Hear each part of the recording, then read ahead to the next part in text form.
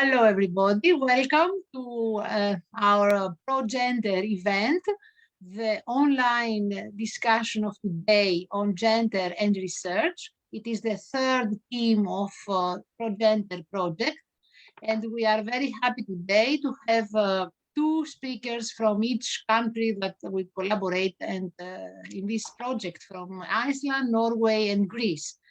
The topic is very, very important, gender in research and how this has been affected by COVID-19.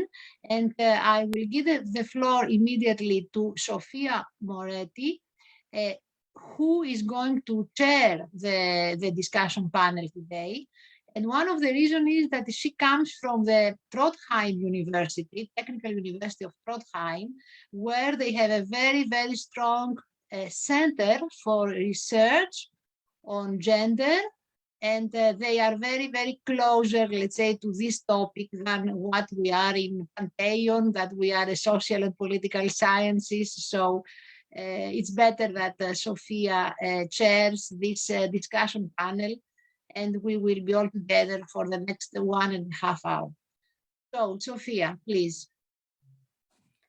Thank you, Maria. So it's a pleasure to be here to this international panel of policy discussion, part of ProGender, the digital hub on gender, the COVID-19 crisis and its aftermath. We're going to discuss the impact of COVID-19 on women scientists, actually with one speaker from Iceland, two from Greece and two from Norway. And I am going to be the chair. I work as a senior researcher, as Maria said, at the Center for Gender Studies at NTNU, the Norwegian University of Science and Technology, that is based in Trondheim. Our first speaker is based in Iceland. Her name is Eyja Margrét Brynjarsdóttir, and she's a professor of philosophy and applied ethics at the University of Iceland. She works at the Faculty of History and Philosophy. Her areas of research at this time are social metaphysics, social epistemology, and feminist philosophy. So I would like Eyja to start, and then I will present the subsequent speakers as they speak. So I give the floor to Eyja. Thank you. It's a pleasure to, and thank you for inviting me to participate in this. Well, I wanted to talk about a couple of issues, both regarding the decreased productivity of women in science and other complications that arise and add some stress factors. So during the COVID-19 pandemic, well, I think women in science and academia have suffered various different types of consequences. There's been increased stress in many ways that are more likely to hit women, even though some of it may hit some men as well. Well, some obvious factors are school closings and daycare closings, making it necessary to take care of young children at home during the workday, and to help school children with distance learning, and even, well, school children of various ages, even, well, many teenagers even have needed parental support and guidance for their remote schooling. And these are tasks that happen to be more likely to fall on women than on men.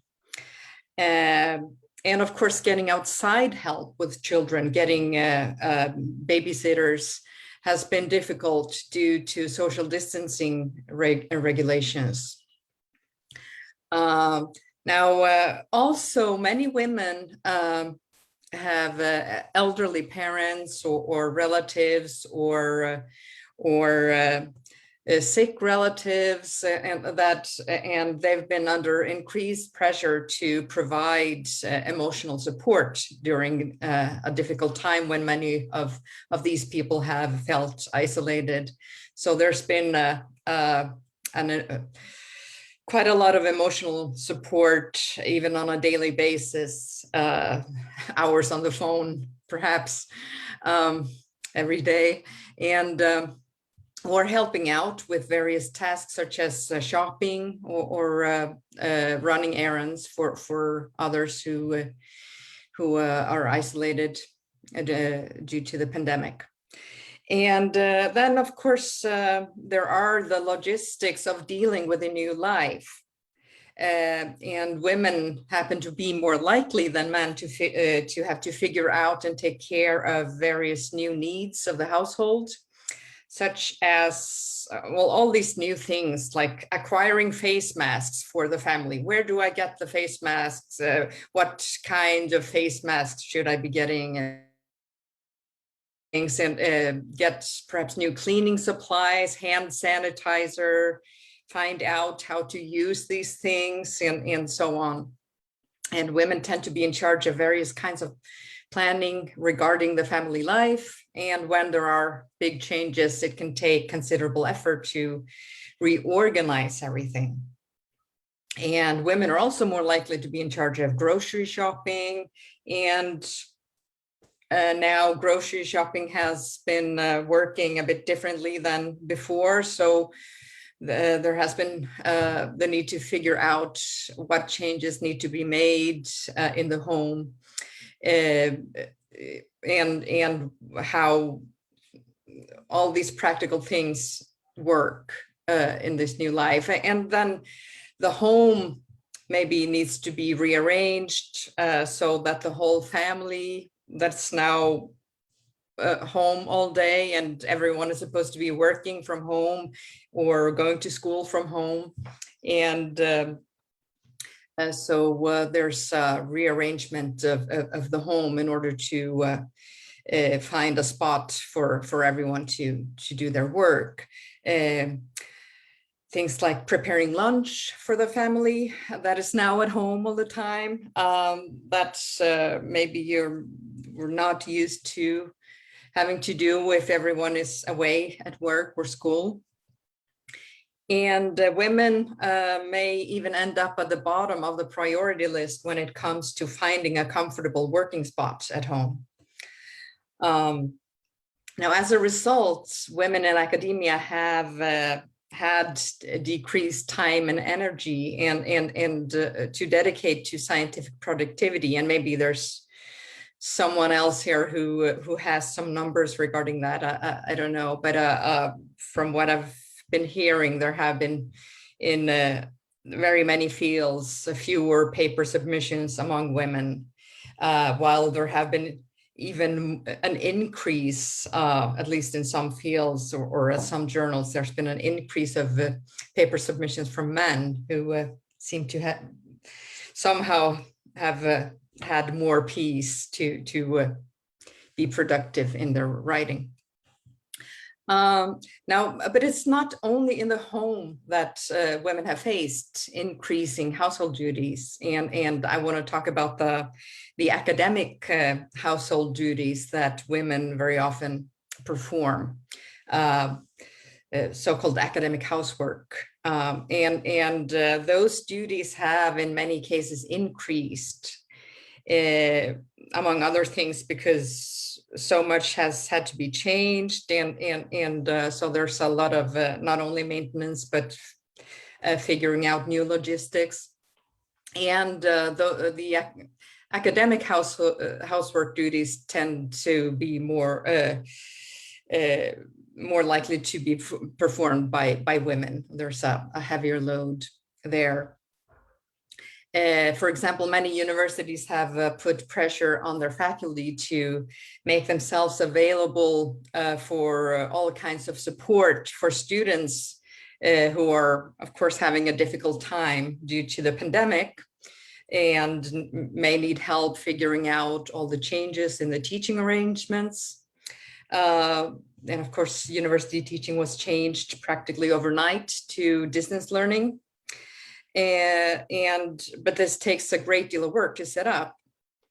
And so the university faculty have not only had to do all the work in changing their courses, setting them up as distance learning courses and learning along the way how to do these things, because many of us have never done anything like that before. But also in many cases, the same faculty have been tasked with helping students adjusting to these changes.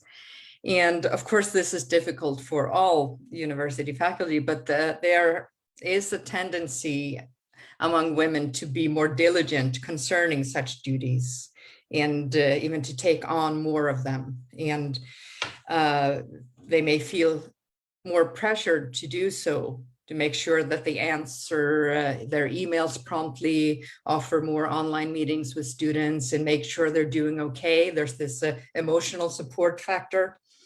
And students are perhaps more likely to complain about female faculty if they find that they're not sufficiently helpful or friendly. So this can add to the pressure. Now, as many faculty have noticed, it's not only class preparation that has taken more time after moving online. The number of emails and other requests from students who are trying to figure things out has increased as well. So there have been these increased demands in relation to teaching and other things at the university that we can call academic mothering and academic household work. And women may find it more difficult than men to refuse this kind of work. But I think this is all I have to say. So thanks for listening. Thank you. Persistence of gender inequality in academia is an interesting topic and something we've been discussing also in the lecture. And thanks again. I will now give the floor to Xenia Chryssochoou, or Chryssochoou. I hope I pronounced this correctly. Who is very well. Thank you. Who is professor of social and political psychology at Panteion University. And she is also the chairperson of the executive committee of the Association of Faculty Members at Panteion University. And she was also elected president of the Scientific Council of the Hellenic Foundation of Research and Innovation.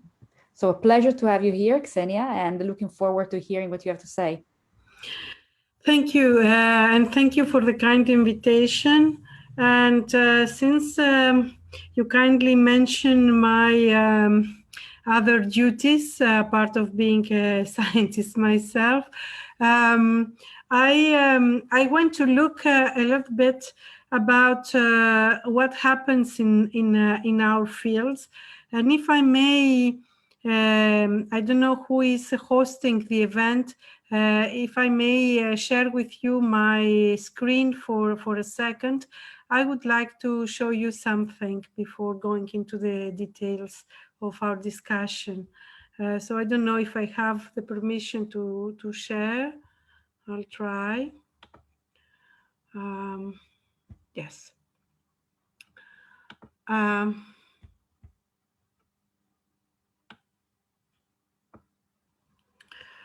I first, in my capacity as chairing the Executive Committee of Faculty Members Association here at Panteion, I look at all our departments to look at the gender balance in our departments. Very quickly, what I realized, and we all know about gender inequality in academia, but when it is in your own university, sometimes we are not so much aware. And what I've seen, and I'm not going to comment on all this, but just to show you, if you look at the graphs, the blue is for men and the orange is for the women. And in the three different levels we have in academia, and you basically can see that there are much more professors, men professors, and it becomes a little bit equal when it comes to assistant professors in most of the departments. Look at another department here to see the gender imbalance. more assistant professors in women and more men in professorships. There are some departments like this one that are doing better, but it is the department that has only also history inside, and we know that, and all our universities are social sciences, so it's not that we are comparing engineering or anything else. And another department that is doing well in comparison is the social policy department, is the department of Maria and other colleagues, but there they have gender studies prominent in their department. At least this is reflecting also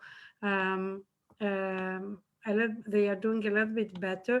Look at my own department. We have a better gender balance in terms of we are 9 women and 9 men. But all men are professors, which is not the case for women. And also, if you know that 85% of our students are women, this is completely biased in terms of the professorial team. Here is the Department of Sociology, again, the same picture. Another department that's doing quite well is the anthropology department, but again, they are on gender studies very high in their agenda. So they are also performing better. If you look at the Department of International Relations, is the complete gender imbalance. And seemingly at the Department of Communication and Media Studies.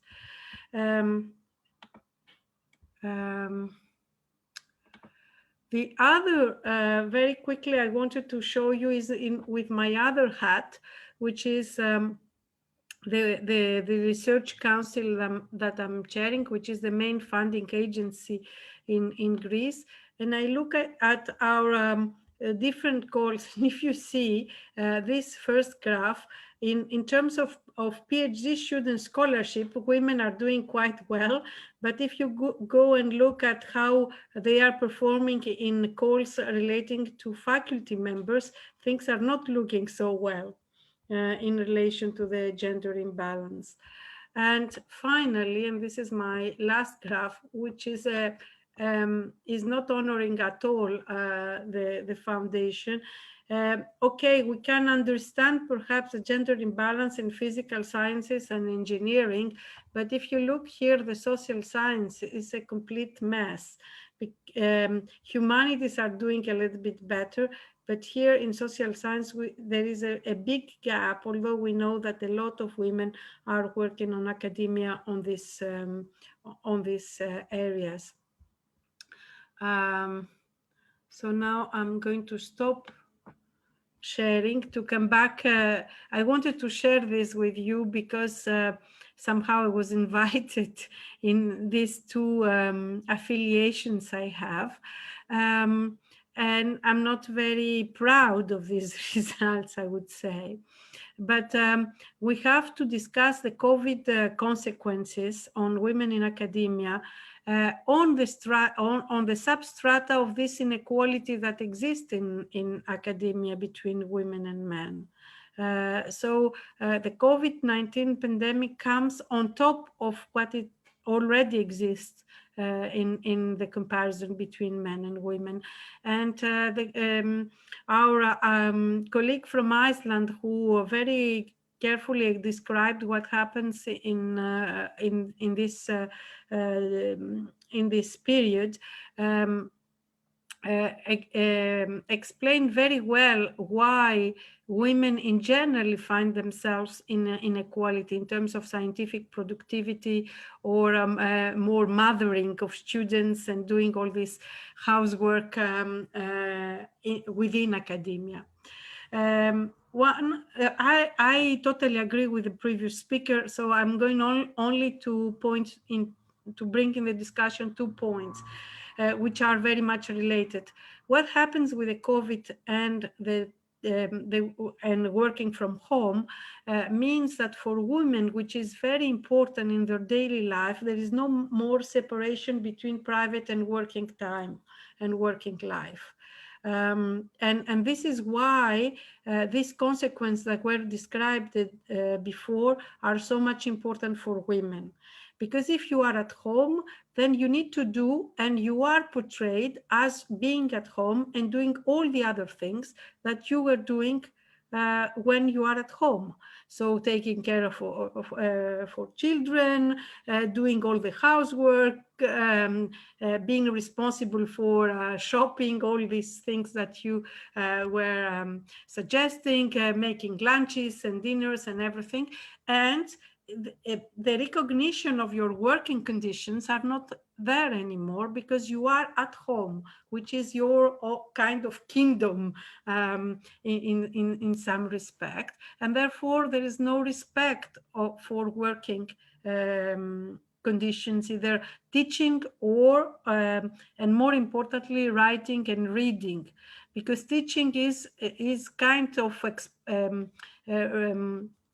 believed as a women activity. So it's okay to stand in front of your computer and speak for some hours to your students or having online meetings, but it's not okay to read some scientific papers or writing scientific papers that need some privacy, some not being disturbed during this time. And therefore, and because we learn to enjoy also, I'm really enjoying teaching, not on teleconference teaching, but real teaching. And we learn to enjoy the interaction with our students. And on top of that, we have all these other problems that were described. Then satisfaction from work is diminishing for women. And therefore also, if you are not satisfied and if you are completely stressed and looking at how much time you would have to write or think or whatever, then you cannot properly think, and then you are not satisfied with your working conditions. We end up working all the time, actually, I think. There is no separation anymore of working time. I realized that you were discussing before at what time these meetings can happen because people are picking up their kids from school and all these kind of things. But this was the real life separation. So I am so proud today because it's the first time since a month probably that I am in my office at the university. And so I'm speaking from my office at the university, and I found this such an exhilarating condition to be back here and be able to have this. So basically, I don't want to add, I agree with the previous speaker. So these were also points I wanted to make in my own presentation, but to give time to more people to speak, I think I will stop here. And I'm happy then after to contribute at the discussion with the other participants. Many thanks, Xenia, for this very interesting contribution and for the data you presented.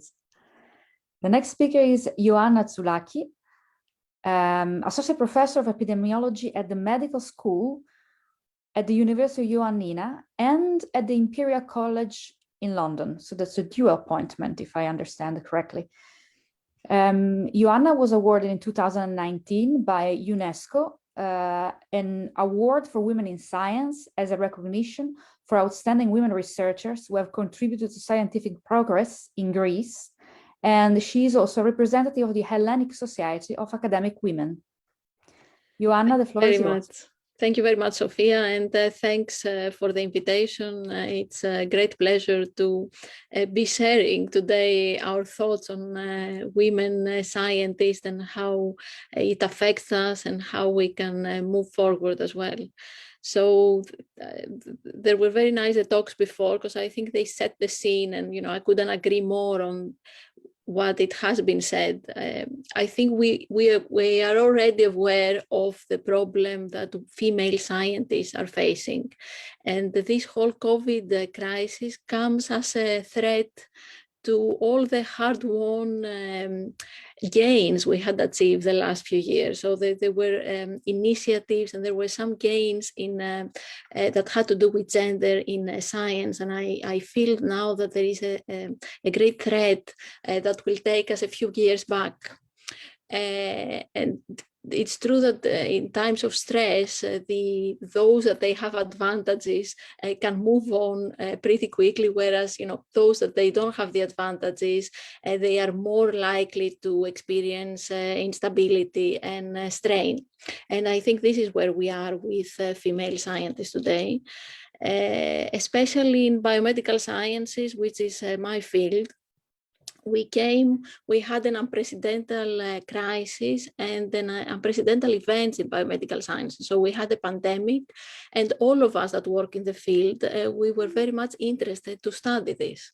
Even if, for example, I don't do infectious disease epidemiology, but still I'm an epidemiologist, so I had great interest to look at what's happening.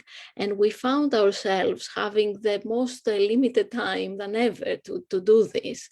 And that has been very frustrating. And I think female scientists in this field, where suddenly we had huge funding opportunities, new networks, new initiatives, new papers coming out quickly, they found themselves trying to catch up, which was more difficult than ever. So the first analysis showing the COVID papers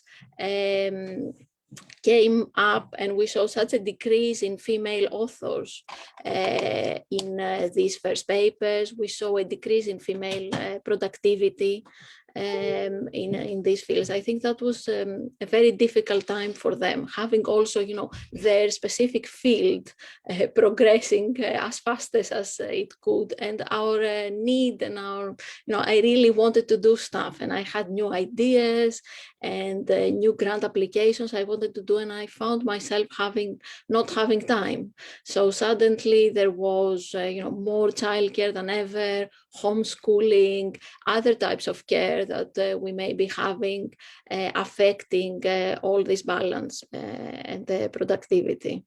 There was also a widespread cancellation of, initiatives for career progression in women, of programs for those to return to workforce after leave, or for professional development programs of women. I think all those initiatives, backtracked. Also, we had limited access to mentors, to sponsors, and to role models that are important in our field and to help women progress in academia. And then at the same time, I agree a lot with what Xenia said before about remote working.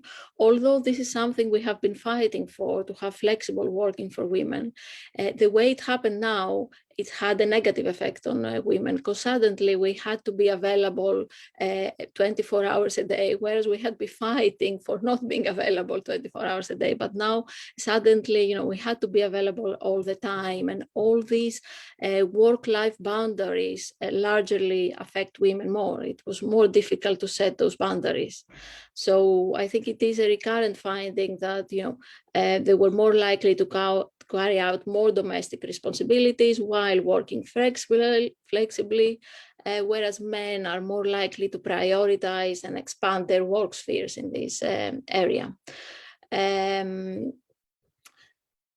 And then the other thing I wanted to mention is the women scientists in the public audience and in the media. So now we had a crisis, the pandemic, and it was the opportunity for scientists to come out and discuss and explain to the public what's happening. And especially at the beginning, there were very few female voices, especially in Greece, for example, where the media is dominated by male scientists explaining what's happening and, making their predictions and discussing. And I think that's very important for, younger females, either scientists or the public, not having the role models now in such a crisis. And when we had the women there, all the stereotypes were there. So we had more nurses discussing and more female doctors discussing the pandemic, or only female pediatricians, for example, but we didn't have have many female representatives from the other specialties, which we have in our minds are more male dominated. And myself, when I was invited, I think I got more questions in the media about soft science, like how do you wear the mask and how do you make sure that you disinfect your hands, rather than how do the vaccines work and what's your latest research on this. The one time I went to a media to talk on TV, the presenter, when they saw me, they told me, "Oh, I hadn't realized you're so small and young for a profession." So immediately, all the stereotypes we had there have been exaggerated, and they were there for us. So I think, that's also very important. And, how women were perceived. I also want to mention an example from Greece again, where the General Secretariat of the Ministry has announced that the hairdressers and the beauty shops are going to open first before our schools, etc., in order to uplift the women that have been facing such a difficult time during this pandemic. So, the image and the role models were not there in this crisis at all. Instead of thinking how hard it was for women to work during these circumstances, we thought that it's hard for them that they cannot do their nails. And lastly, I think it's the education that, we have the STEM and all the education and all the labs now for the third semester completely not working, and no public discussion on when the universities in Greece, for example, are going to open. And all this impacts women, I think, in the long term, maybe not immediate, but there are a lot of effects that we will see, I think, in the long term of all these situation. So I think that was my summary. Maybe it was brief and quick, but I think, these are the points I was thinking more about to bring in the discussion. Thank you for your contribution, and also for discussing candidly your direct experience. That is also the experience of, I think, most of us probably. Next speaker is Jorunn Dahl Norgård. She is a member of the Secretariat of Forskerforbundet, which is Norway's largest trade union for researchers and knowledge workers, with almost 24,000 members. The people who are associated with Forskerforbundet are employed in scientific, administrative, and librarian positions at universities, colleges, research institutes, museums, and the like. Jorunn in particular is a key figure in policy making and policy implementation because she leads the policy section of the Secretariat. And the section tasks, among other things, include carrying out studies, surveys, like, for example, the study that she is presenting today. Jorunn is an experienced researcher herself, by the way. And the Forskerforbundet issued a report on the working condition of Norwegian in the Norwegian higher education sector under COVID. And of course, there are gender aspects to this. Jorunn, the floor is yours. Thank you, Sophia, and thank you for this very kind introduction, and thank you to those presenting before me. I think my main points you will see are very much in line with what has already been said, but there are maybe also some nuances to it. But anyway, thank you for the opportunity to contribute to this discussion.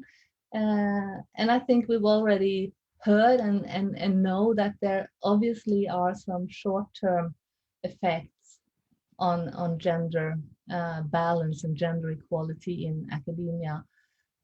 I think that the key question is, will the lockdown prove to have long-term negative effects on gender equality as well? And if so, how should governments and universities and funding bodies and unions respond to this?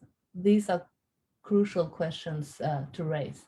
So I am invited to share some key findings from the survey that we conducted, and we did find some gender differences, which I will present to you shortly. I can skip the few comments about NAR, the Norwegian Association of Researchers, because Sophia did that for me, so that's great. But still a few comments about unions in Norway, just to give you an idea of the context, which I think is important. The union, or our main purpose is to improve working conditions and to protect our members' financial and professional interests. And NAR is the largest union for academics in research and higher education. And in general, Norwegian unions play a significant role to secure equality in work and welfare. And in Norway, 80% of employees in public sector choose to organize. And this rate is about the same in academia, although higher in public institutions than in private ones. So by representing a huge majority, unions have a rather strong voice, but also a responsibility to speak up in matters of concern, which the pandemic obviously is. So in informal and well-regulated collaboration with the employers and the state, unions are involved in developing collective agreements, which also includes agreements on gender equality. So gender is on our agenda. And we all know that the impact of COVID-19 on higher education systems in Europe and globally has been profound. And this is also the case in Norway. And knowing that working conditions are crucial for the quality in higher education and research, and because we knew that the workload was very high even prior to the lockdown, we wanted to explore how our members were coping, how they experienced working in academia during the pandemic. And we wanted to see what NAR could do in response to the crisis, and which facts and arguments we could use when addressing, for instance, emergency funding and so on. So we conducted this survey in September, asking a number of work-related questions. Our concern was a general one. We had not at this point a specific focus on gender or consequences for female academics, but we did analyze the results according to both terms of employment, seniority, as well as gender. The survey was sent to 10,000 members, out of which 49% responded. And as many of you are researchers, you know that the 49% response rate is high. So this was something that our members really welcome and wanted to take part in, to let us know how they were doing. And the key findings did not come as a surprise. Workloads have increased, and for many, far beyond what is acceptable or healthy in the long run. And of course, far beyond the regulated hours. And extra hours are in most cases not compensated financially, which basically means there is a lot of unpaid work going on. This is nothing new. This is sort of a picture of the situation prior to the pandemic, but it's getting worse. Our concern regarding the young researchers were confirmed. They are on fixed-term contracts as PhD students or postdocs. They have a set time to finalize their research projects in order to qualify, and we all know that is crucial for their further career opportunities. And the feedback that they give indicates a high level of stress, anxiety, frustration, and a feeling of being isolated, especially those coming from abroad. In our survey, 85% of the PhD students and postdocs are delayed in their research projects, and many of them describe the delay as critical. And even though they are entitled to have their contracts extended because of the pandemic, very few have actually received such an extension. And furthermore, academic staff spend far more time on teaching due to the shift to emergency remote learning. And research activities are reduced accordingly. So this is sort of the main general findings. So what about effects on gender? We find that women work more extra hours than men. This has already been mentioned. And particularly when it comes to teaching, as well as the administrative household, university household. And these gender differences are distinct, and especially in academic positions where teaching is the main activity. Our survey does not tell us why though, but I think we've got some of the answers here already. And we also find that women more than men report a higher level of uncertainty when it comes to digital skills and remote teaching, and a higher level of concern about students' learning. So one guess is that they are sort of overcompensating by working even harder. It's the curse of conscious, maybe, I don't know. In general, women more than men experience excessive teaching loads and excessive administrative duties, and at the same time, they are more reluctant to the heavy workloads or to work extra hours. And that might be, again, because of obligation they have at home as well. And they have a stronger desire to attain work-life balance. In research and among senior faculty doing both teaching and research, the gender differences are less prominent in our study. Our findings are more or less in line with a similar survey conducted by the Nordic Institute for Studies in Innovation, Research and Education, which was recently launched. And worldwide, reports indicate that women with caring responsibilities are suffering the most, so when it comes to scientists.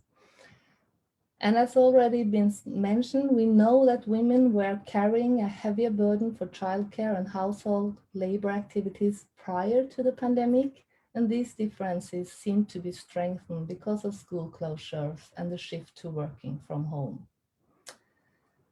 Among higher education unions in Europe, the COVID-19 consequences are high on the agenda now. And my colleagues around Europe report that the crisis have disproportionately affected women's working life. We're starting to get very concrete evidence, such as a decline in submission from female researchers during the pandemic lockdown, whereas men seem to be able to keep up the high speed.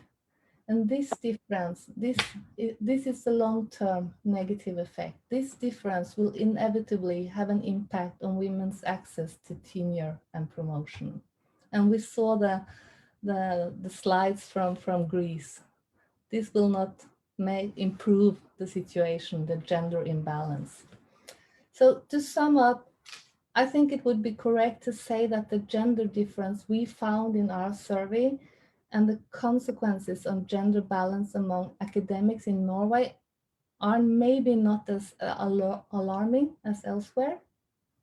So far, NAR have been more concerned for young researchers than for gender differences, because we know how vulnerable the young researchers are, how strong a competition they face, and how important it is for us as a society to recruit and retain young research talents. We fear we will lose some on the way now.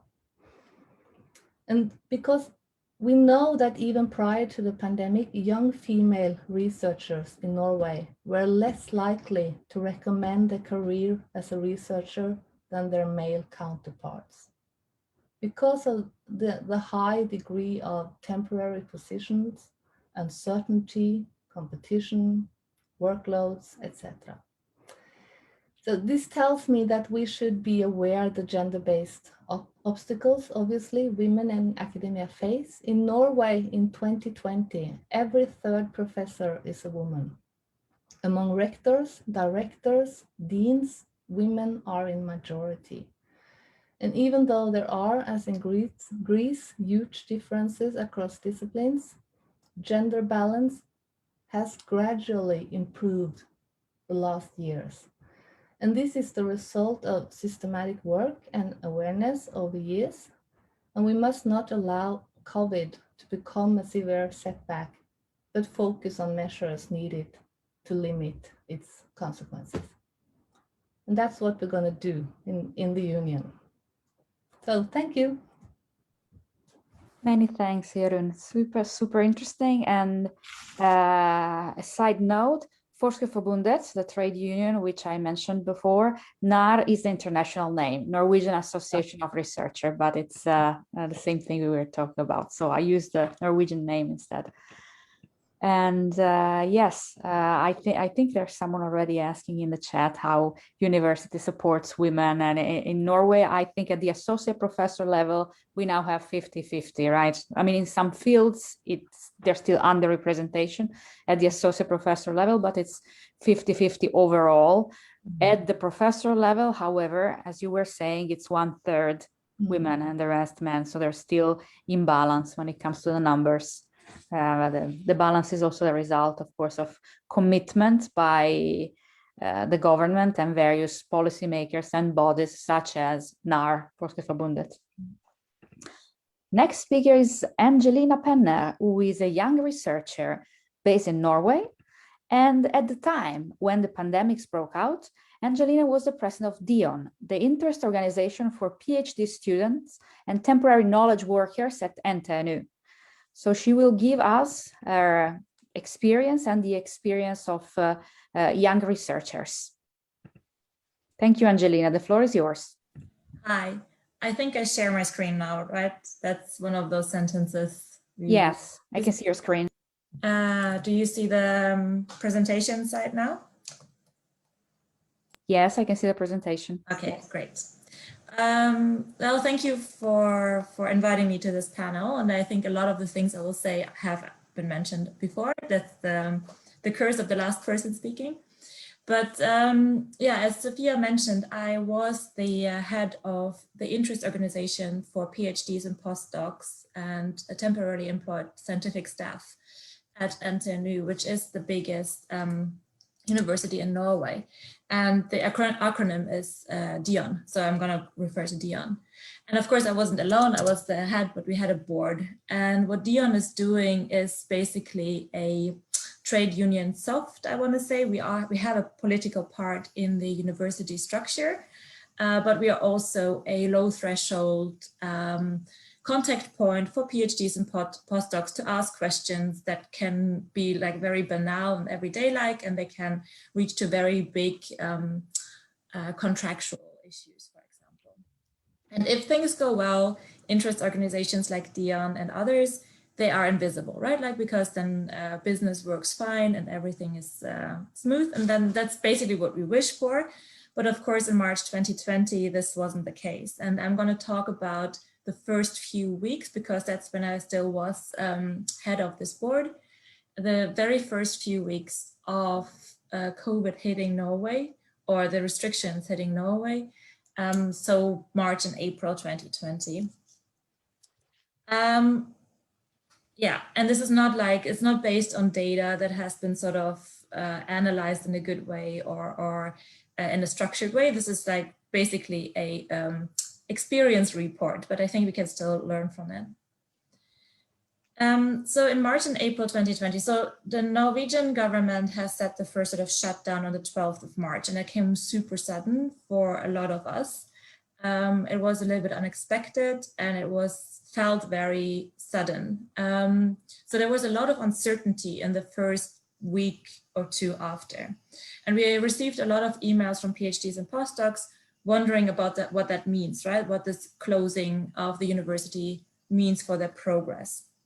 So by March 25, so about 2 weeks after the first shutdown, we organized a lunch meeting with and invited people to just speak about their immediate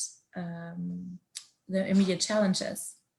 And I want to like put them into like different categories, but that's not a hierarchization. And again, it's not like an analysis, but it's more like to give us pointers into what kind of challenges people temporarily employed early career researchers were facing. So of course, there was the professional life or the professional progress that was sort of in people's minds, like how can I do my research still in the time frame that I was set out to do it? That was very challenging for a lot because most projects couldn't be done as planned because laboratories were closed, borders were closed. So a lot of research was now needed and need to be changed. And of course, that was also mentioned before, those who gave lectures or had supervision were now also facing the problem of how to give good lectures online and how to be a good supervisor. So it wasn't necessarily only the problem of one's own career, but also the well-being of the students that was on people's minds. And maybe more so on women's minds than on men's, but I don't dare saying that, but you know, we can discuss that. And of course, that's also connected then to the home office situation. We have talked about, or some people have talked about this before, but home office here was, I mean, both a physical state and a mental space, right? So first, the physical home office situation was very challenging for a lot of early career researchers because maybe they had a small flat or maybe suddenly they needed to share it with their partners and children. And they had to work at the kitchen table and this chair wasn't ergonomical. Like all these like really practical hands-on problems are suddenly making people feel uncomfortable and having actually pain, like physical pain. That being said, NTNU reacted quite quickly and allowed people to take their chairs and desks home if possible. So that was like so hands-on that it was like sort of easy to fix. But then the mental state, the mental separation between work and home was really much harder. So for a lot of people now suddenly the home was the office, the school, you know, the care home, everything at once. And I have a co-worker who refused to say they're working from home. They said, I'm not working from home, I'm still living at home. I'm trying to work in times of uncertainty, and that needed to be sort of made sure and clear. And this personal life choices have affected different groups of PhDs and postdocs differently. And so one is, of course, parents and caretakers have been affected differently by that, but also international workers. And there's a huge overlap between temporary workers and international employees. So the personal life now was way much more isolated for everyone, but those who don't have a social network in Norway were facing that challenge even more so. And especially those who were worried about their families abroad. Italy and Spain were hit very heavily, especially Italy in the beginning of Corona. So, for example, people who came from Italy, even though they themselves were safe in Norway, were worried a lot about their family in Italy, and there was no way to get there, right? And so the worry and maybe even the grief of a loss of a family member was very, very isolating and was very lonely. And of course, that affects how our work has been performed and how much publications we can have and how our progress is. So all of this, of course, works together. And what a lot of people were wishing for was an understanding of the leadership of that holistic working together and all these effects of all of these aspects, right? But a lot of people were, or a lot of PhDs and postdocs were also like expressing a lot of concern about the leadership not seeing that, just focusing on the professional progress and not seeing the personal life and the home office situation, right? Or not taking responsibility for that as an employee, as an employer, just waving their hands and saying, but this is not our concern. We want you to progress in your professional life. So what then started to roll was a system of deservingness. And none of us expected the leadership to have a blueprint or a perfect solution for the situation, because we weren't in this situation before. So that wasn't the concern, that wasn't the critique. But there was such a big fear of free riders on that system. It's sort of, you know, how do we get extensions and all of that, that there was a sort of a system of deservingness. You had to prove that you are worthy of an extension of your contract. There were certain forms and formalities for caretakers and parents in place fairly early, but they were also, of course, problematic, because how do you account for how much your kid costs you, right? And so a lot of people would maybe not put the real time in there, or it was really hard to measure that. And again, here it affects women or mothers more than men, without having the numbers according to that. That would be super interesting to figure out how that was gendered, basically. But also for people who do not have children, that was actually hard, because how do you show that you are delaying, your work is delayed because of the corona situation, because of this global anxiety that is so real. And there was this idea of, well, you have to go to your doctor and you have to get a sick leave. So there was this pathologizing moment of a situation that was just completely out of control, or felt a little bit uncertain, to say the least. So here I understand that I'm not talking about only women in science, but we have to, of course, see that in connection, right? Like, so the three things that came really clearly out in the first weeks and in the last year is that there is this overlapping or intersection between temporary employment, gender or parenthood, and sort of the international aspect that were really clearly coming out through COVID. And as we saw, or as we talked about earlier, these are not new structures. This has been part of academia for a long time. This has been criticized in academia for many ages and in different international and national contexts. But I think instead of seeing COVID necessarily as a setback, well, this is a danger for sure, but now we can use this momentum, I think, to actually address these very structural issues in academia, right? And they will just become more clear and more crass the longer COVID is going on, I think. So again, this wasn't really based on any data, but I think there's a lot of further questions we can spin out of this, right? Like, how many researchers have sought help? And here I'm thinking about, like health in a holistic way, physical, mental, and social help, and health. How many have lost their motivation to work? As Xenia mentioned before, there is this like satisfaction at work has probably sunk. At least that's the hypothesis I would dare saying out there. How many resigned, right? And why? How many have just checked out of academia?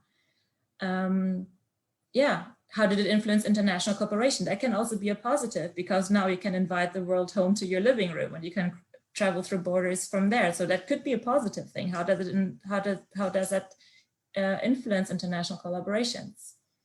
Yeah. So that was sort of my little contribution. And I really think that we should use this moment as a positive to actually address these issues a little bit more concrete. Thank you. Many thanks, Angelina, for this super interesting presentation and for giving the viewpoint of young researchers. And I think, yes, COVID may have actually brought about, at least in part, a positive consequence, that is the normalization of international collaboration without the need to travel.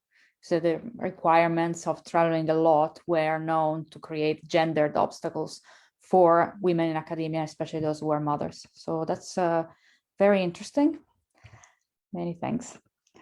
And I think all our speakers have now given their talk, so it would be really interesting to take your questions and open the floor. Maria, maybe you want to say something ahead of opening the floor to the public for questions? Thank you very much. I don't have anything very specific to say. Thank all the speakers. I think they were complimentary and they gave us a very, very nice overview of the situation. What I was thinking all the time when I was speaking, listening to the speakers, is what it happens usually in crisis time with gender. As you said, it's a magnifying glass. COVID was a magnifying glass of already existing inequalities. This is one thing that it's really important, because nothing is new, but we see it much clearer now what are the gender differences and the gender relations. But what I'm really worried is what happened afterwards, because usually after the crisis, either big wars or big catastrophes, there is things are getting back, but not exactly. So something remain every time. Yes. As a new, let's say, as a new new type of living of everyday life. So I wonder really if we could. I agree with Angelina that maybe we have to think what we have to preserve after and how we can get really the opportunity to take it as an opportunity in order not to go back to the same situation before. So this was my thought general. So if the speakers have an idea how to really to keep the small things that they were better, they can be considered as improvements. And also in Norway, I think it has led to an increased awareness that internationals in academia have some extra difficulties when it's not possible to travel back, even if you wanted to, and you know that there are difficulties back home, then of course it has been an extra source of difficulty. Yes, so we are already receiving some questions, and I see that a question by Carolina to all speakers, actually. How can university institutional management support women in this situation, as the inequality seems so profound in all areas of private and public life? Do you have any good examples, best practices?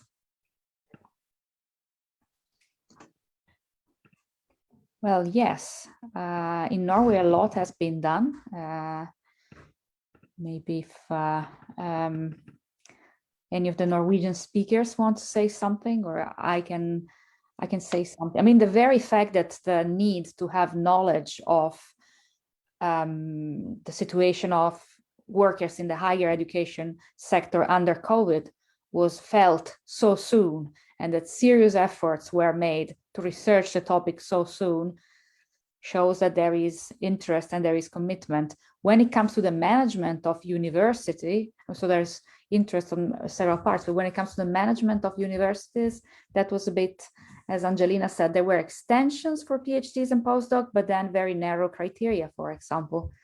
Do our Norwegian speakers want to say more about the topic, about what universities have done, are doing to tackle the difficulties? Or the gendered difficulties? Yeah, I can add a few points. I think, as you've also said, Sophia, that there is a lot of things going on.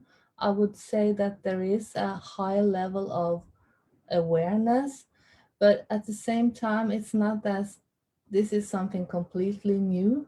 It's just stronger or worse than it was prior to the pandemic.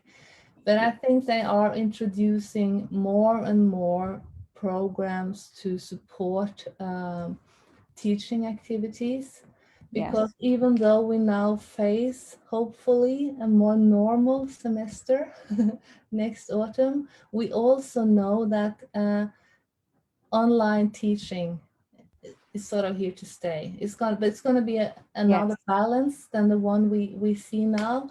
So they have started with this to see increased investment in infrastructure, in technical support, in support staff, in using students as learning assistants, both to give students actual work experience, but also to help teachers, professors, lecturers concentrate on content more than all the technical issues, to reduce the workloads and to reduce stress. And I think that is important for everybody, but maybe even more important for women. Yes, that is true. And also investments in hardware and software that I have seen. Yes. What about Iceland?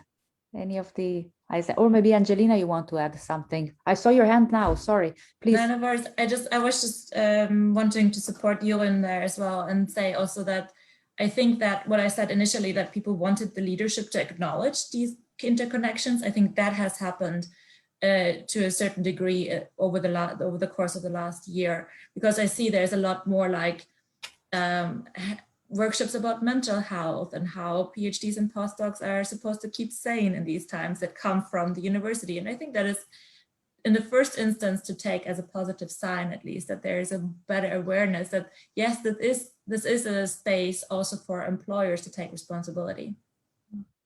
So, yes.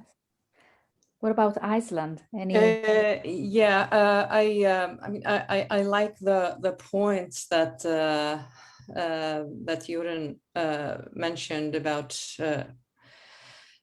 what was being done, and well, I have to say that unfortunately I don't think enough or not nearly enough has been done here to and this is something that I hear from a lot of faculty around me, that well, we get these regular emails from the university administration thanking us for our hard work, and okay, you know, it's always nice to get thanks, but it's that doesn't give us more hours in the day, and so there hasn't been much so far in the way of hands-on ways to lighten this ridiculously heavy workload that we've been experiencing, and which is not sustainable in the long run, definitely not. And there has been an increase in like teaching workshops and you know, discussion workshops, or you know, people sharing tips about how to do the online teaching and all that, which can be helpful and nice, but it's also time consuming. It's yet another thing that you feel like you have to, oh, I have to make time to go to this workshop, you know, and so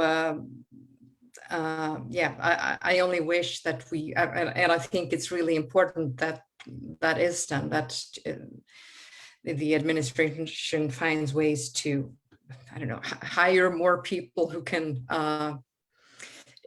give all various kinds of assistance and support. But there have been some extensions for PhD students in postdocs, but it's probably similar as in Norway at that part.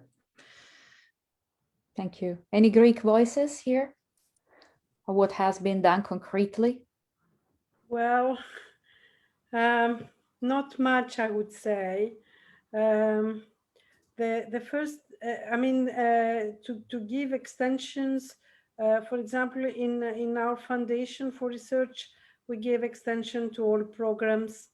We gave 6 months extension for programs of research and these are horizontally across the lines, so people can feel less stress. Not much, I would say, and it's not much, and there are a lot of parts in the research that cannot be done, like focus groups or qualitative studies. When you have a physical distance between people, it's not easy to complete your research when you cannot meet people and do things. And ethnographic research and things like that have a lot of problems, but not only, because also not being able to go to your lab and do your research is a very important thing. And if you are not able to buy consumables and things you need for your research, all these things have to be taken into account. One thing that I want to bring in the discussion is that somehow the constraints of COVID that all we acknowledge are very heavily hit women and women in academia. I wouldn't like this to be stereotyped in the sense that our mental health needs to be supported because women need mental health support usually, and all these kind of things. So with seminars and seminars and things, I think I would have liked to see afterwards support. So it is also our duty to make this clear, this link between all the constraints we had during this period when it comes to the period after that. So when in hiring conditions or in other conditions, then this is taken part of the portfolio of somebody who went through the COVID experience as a woman scientist. So we sometimes when you are in panels and you are counting the citations and the number of papers and all these kind of things, if we do have evidence that women stopped producing research during the COVID situation, then we need to make this clear so people are taking this into account in hiring conditions at all levels, professorial or postdoc or PhDs or whatever. Because I think that the consequences, now it's hard for us, but it will be harder afterwards because people will forget. When we will go to this kind of normality afterwards, then if men can do it, everybody can do it. So then we will be stuck again in this comparison that is not beneficiary to women. But I think we have an epidemiologist here. We will go back to normality, or no, that is not fully clear what kind of normality it would be. Don't be pessimistic. And the variants and the vaccine. We will go back, but I think a lot of things will change and a lot of things will stay with us, like, you know, the online teaching that we said before, or Zoom meetings, or so. I think a lot of things have changed. And because it has been such a prolonged time period that we have been having it, I think they will stay with us, and we may find it difficult, you know, for the things that we have worked for. We would need to work again to make sure that they don't affect us disproportionately. Yes. And in the meantime, I see that Jørund has shared in the chat a link to a document that is in English. So interesting for accessible to everyone. And it's the Norwegian Association of Researchers Policy on Gender Equality, relatively recent, 2017. And speaking of doing something concretely or giving concrete recommendations, it's a very interesting document to look at. Yeah, if I might add, Sophia, because obviously 2017 doesn't sound that that's such a long time ago, but I think now we will have to review the policy document after COVID. But still, it might be interesting to look at. And I would also like to mention that in Norway we have this KIF committee, the Committee for Gender Balance and Diversity in Research, and I can send you the link to that committee as well, because I think they're doing excellent work, and their main purpose is to promote but also guide institutions when it comes to working with gender balance. And in fact, the leader of this committee, he is a man, and he's also the dean of the Oslo Met University.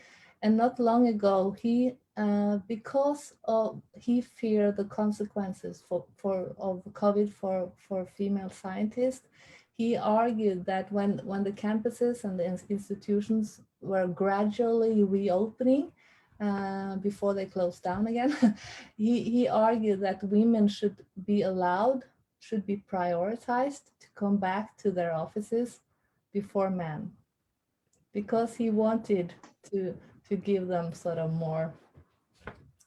He was very well aware of the work-life balance situation that obviously affects men more than women. His suggestion was both applauded, but then again also no.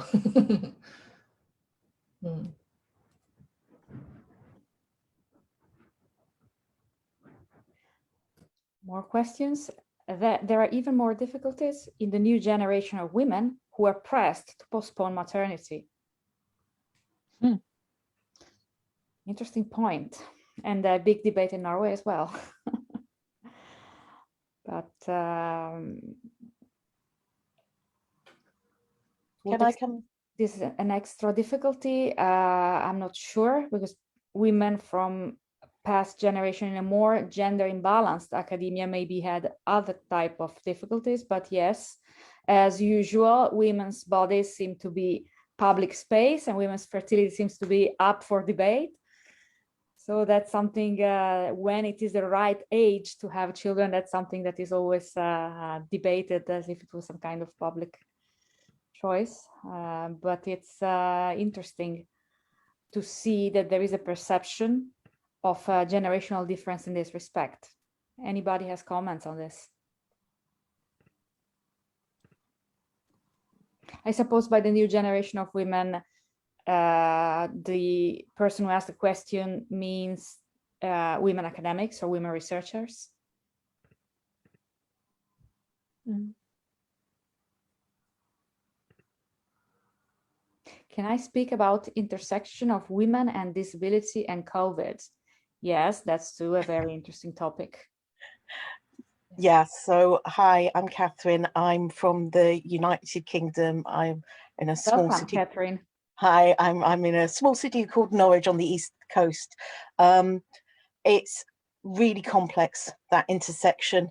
The intersection of COVID and disability is really complex. We're both biologically more vulnerable to the virus, and the actions that are taken to protect us as a community from the virus can actually have double whammy effect, really large impact on somebody with disabilities. So if you wear a face mask, you can no longer lip read if you have hearing impairment.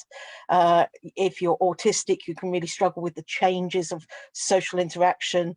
All sorts of various interactions really impact. And then if you add in the usual expectation of women having the caring responsibility, and the fact that certainly in the UK, we have lost a huge number of our nursery age childcare facilities because they've gone bust in the period in the COVID times. And we have also got a government that is defunding disability support and aged support as well. So if you're looking after a child that's young, a disabled person, or an older person who has care needs, and you're a woman and you're in research, you're going to have to be making some really tough decisions in the very near future. And we're going to lose an entire cohort, particularly of women, but of researchers who decide to prioritize care needs over research needs. And I think that there's very little being discussed about that at a structural point of view. And I think that's really important that we start to really highlight that this is going to have that inequitable pressure on women with disabilities in particular, but women in general around the caring responsibilities is particularly going to be really high impact. And we're just going to lose them just in dribs and drabs, just one or two here and one or two there. But suddenly we'll look back 2 years hence and realize we've lost thousands. And I think that that's really important that we try and raise this as fast as possible now to say caring responsibilities are the responsibility of our employer as much as of ours. Yes. And that we really do have to co-work together to find the solutions, because our entire care structure has been just thrown up into the air, and you know, it's nobody's fault, but everybody has to put their shoulder to that particular wheel to help solve it. It can't be solved by individual researchers. It has to be solved by the institutions as well. Thank you. It's a very important remark and a topic that had been neglected previously. So, and it's also, I think, a sort of not central in the COVID debate, the intersection between gender and disability, or generally having a more intersectional perspective, or gender and foreignness. And can I ask you the situation in the UK at this time? Because I'm completely ignorant of this, but I think a lot of people have had vaccines right now, but how dangerous it is. Yeah. So we're really lucky on the vaccines. Thankfully, our politicians have not managed to get in there and muck it all up. So our wonderful National Health Service has done an amazing job. And 50% of adults in the UK have had at least one jab, which is an astounding number. The level of vaccine hesitancy is going down very, very rapidly as people see their friends and family getting the vaccines.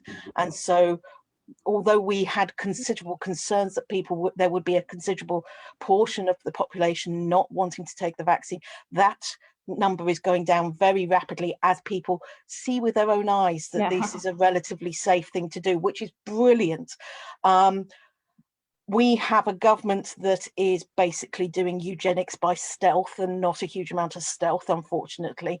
And it's had drastic impact on our Black communities, on our disabled communities. 60% of those that died in the UK were disabled. I mean, it really is, it's terrifying numbers. You know, of the medics that died in the first wave of the pandemic, 95% of them were Black or of Asian or minority ethnic communities. It was just every bias, every inequity has had pressure put on it, and the chasms open. And unfortunately, with a Conservative government that we have, they have no intention of solving those. And so what you're trying to do is do as much as you can on the ground, because I work on the basis that actual real people are good people and really want to do their very best. So I'm a disabled advocate. I work with my university as their access ambassador, and we're now got one of the most accessible campuses in the country because of my work. So when this came along, I started writing guidance because I could see that the government guidance did not match the biological truths. So, for example, we were being told you can go and teach on university campuses in classrooms without face masks. It'll be fine. Somehow magically teaching will protect you from getting COVID. And I put together a 4-page document, 25 references, going, no way. And as a result, my university was one of the few in the UK to mandate wearing of face masks indoors from September onwards. And as a result, we didn't have any on-campus spreads of the virus. So, you know, I'm just doing the constantly hassling about every small incremental improvement that I can make on ventilation, on cleaning, on distancing and everything else to really emphasize, because as a disabled person, I'm so aware of my additional vulnerability to this virus that if I had got it, I've had my first jab, I'm now really much more happy, but you know, if I'd got it, I would have ended up in hospital. If you end up in hospital, you've probably got long COVID. So you've got it for at least 6 to 12 months. And that's another area that we're not really addressing as an institution, is the impact of long COVID, which we now know is, for want of a better word, a mass disabling event. Yes. Within the UK, we have 1.1 million people with long COVID. Before the National Health Service went into the COVID pandemic, we were short 100,000 members of staff. So we had vacancies for a wide variety, 45,000 nurses and a wide variety of medics and therapists, etc., that were needed. We have 120,000 NHS staff now with long COVID as well. And we're going to have the same sorts of proportions across the universities and the research institutes that we have. And again, we have very little central organizational responsibility taking activities being taken. and they're being very reactive, and you're just going, guys, you got to see that this is coming. We got another 2 years of disruption at least. We will have variants of concern washing through the populations. They will have particular impact on those that are at highest risk from the virus.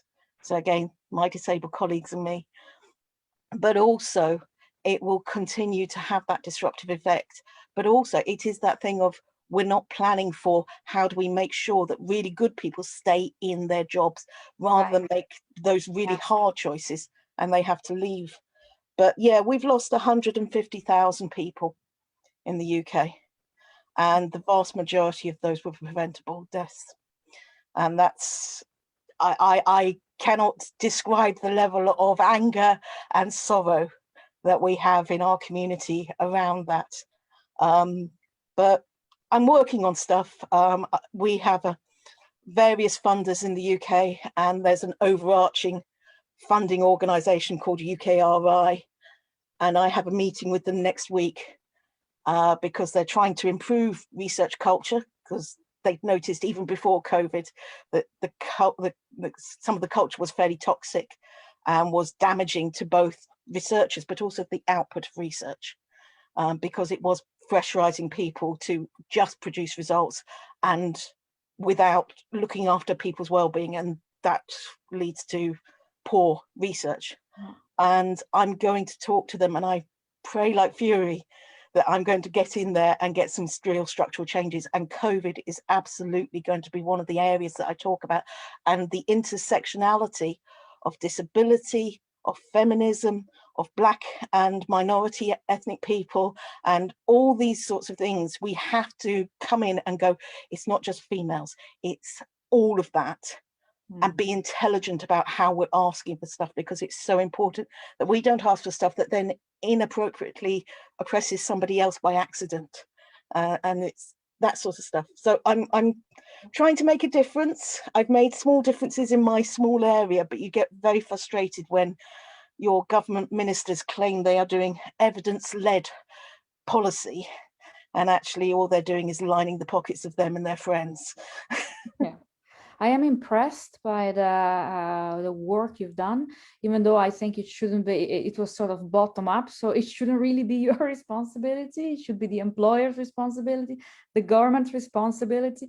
And I see you have shared before in the chat, and I share it again, guidelines on reopening after COVID. And I see you've contributed to the writing of those guidelines. So congratulations for your work. Yeah, they're evidence-based and they're very practical, because again, the government was giving out guidance to shops and museums and everything about this is how you reopen, but forgetting about that intersection with disability and how you then had to just have that bit more information. And the number of places that have talked to me subsequent to me just putting that out have been so grateful that I bothered to take the time to tell them how they did it, because they didn't want to be exclusionary, but they knew that their patrons with disabilities weren't coming out, and we're still going to be very cautious for a long time. But yeah, it's an interesting place to be, and whilst it's from the bottom up, I think the phrase is quite impressive, that sometimes what a difference you can actually start to make, and you should never worry about making a noise from the bottom up. I've transformed my campus in 4 years.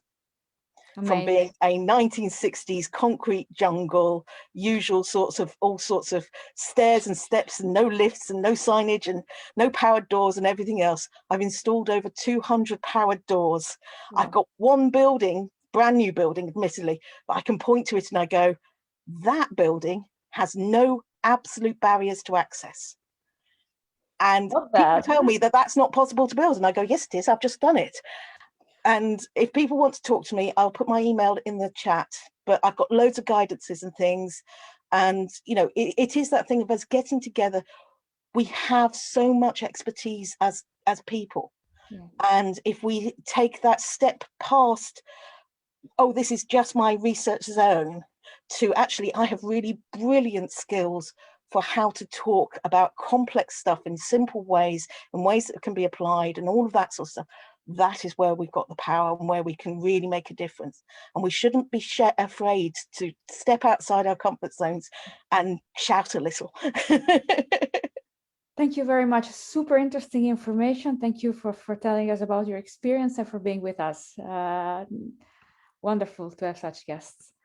It's now 4:34, so I believe we were supposed to end at 4:30. Maria? Yes, I think it was, the finish was very, very passionate, and it was, I thank also on behalf of Panteion, also I thank Caterina for her really speech. And before we finish, I have to remind everybody to watch your lecture of the previous 2 weeks ago. I mean, your lecture in ProGender. Why? Because you have mentioned already a lot of what we discussed in this lecture. No, it is really interesting. Mainly how we still count and compare performance, scientific performance on quantitative, with quantitative measures and all this that we mentioned today. And I think it's very, very important. So I invite everybody to watch the lecture by Sofia Morati. And then I hope we have the pleasure to meet all of you again in one of our future events of the project that goes up to mid-22. So we have some more time to discuss all things. And I have to thank Sofia for her moderation and discussion. It was very, very interesting. So I don't know, anybody who else would want to say the last word, or I don't know. I would like to thank all our speakers. It was super interesting. Thank you for being here with us. Thank you for the invitation. Thank you, Xenia. Xenia, we have to do something in our university about all these things. I think we have to organize something specifically. When I saw the gender imbalance in our departments, anyway, we will do something from September on discussion about this. Yes. Okay, thank you, everybody. Thank you, Yorgos. Thank you, Thomais. Thank you, Vula. Thank you, Sofia. Bye.